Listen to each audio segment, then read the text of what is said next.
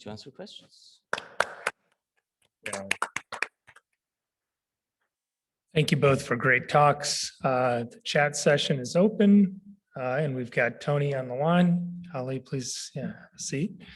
Tony, maybe I'll start with you. It doesn't really pertain necessarily to the abstracts you presented, but since you've had such an active hand in developing these drugs for IBS over the past decade, and you have experience in clinical trials, and I know have opinions on clinical trials, whether it's adverse events, placebo, et cetera. Do you think it's appropriate now for a new drug, say for IBS-D or IBS-C, to be compared to placebo still? Or should we really be doing effectiveness trials or efficacy trials head to head? And should we include older drugs or drugs that are cheaper or over the counter in some of those head to head trials? Gareth, you make an excellent point, and I think some people may know that Europe does require for pricing to show superiority over currently available treatments. And so that's not the current standard for the FDA. But I think we're coming to that in the not too distant future. We still want to make sure that these drugs beat placebo.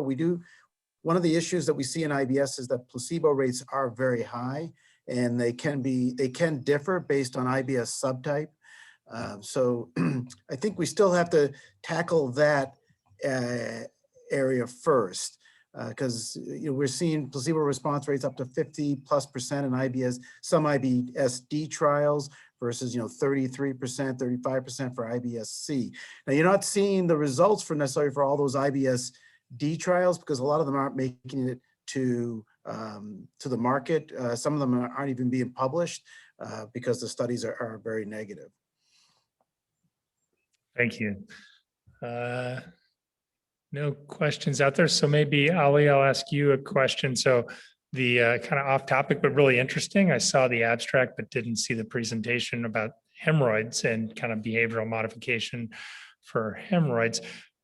But the primary outcome measurement, was that based on, set exams and presence or grade of hemorrhoids, or were these symptomatic hemorrhoids that presented? And I guess most importantly, was the evaluator of the primary outcome endpoint blinded to, study arm? Yeah, great question. Yes, so it was a single blind study, meaning that the evaluator was blinded to which arm the patient was allocated to. So that was, I think, was well done. Obviously, that would have been a big flaw if they weren't. And the second question that you had was that how it was assessed. Actually, they came up with a very smart idea. So all the patients postpartum after delivery were examined by a physician. So that's where they, so essentially an objective assessment rather than patient saying that, wait, I have hemorrhoid or not. And it was compared to a pre-pregnancy or? Yes, so they had one, so after they had after first or second trimester, when they were given the instructions. On the third trimester, they had one episode that they went and they were examined by the physician.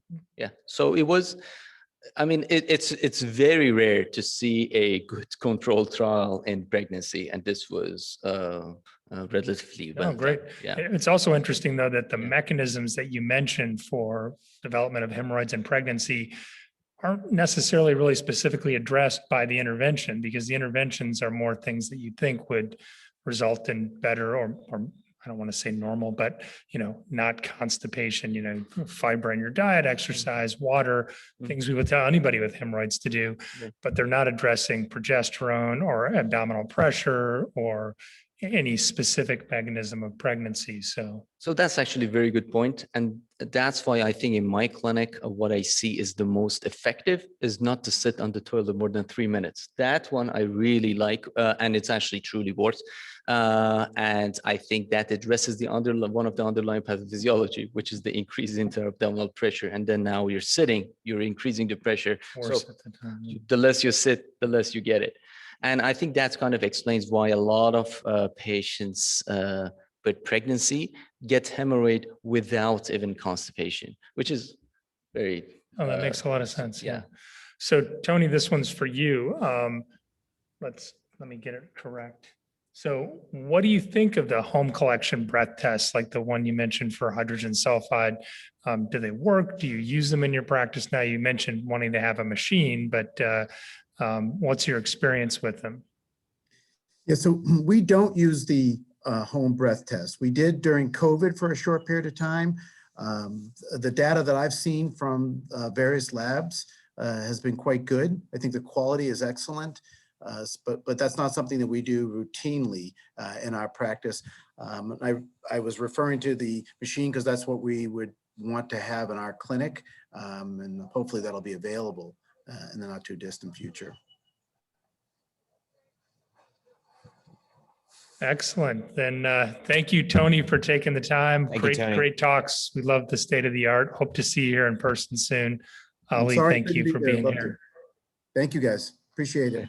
Next Thank time. you all. Thanks, Yeah. Tony. And thank you, everyone, for sticking around to the end of the day. We'll see you back here tomorrow morning. Please do remember to, Eric, remind me housekeeping stuff. Okay, well, the GI symposium or the liver symposium is gonna be in in December. And December 4th through 6th. yeah, we already have some of the agenda items, so we'll be talking about those in the morning, sharing with you.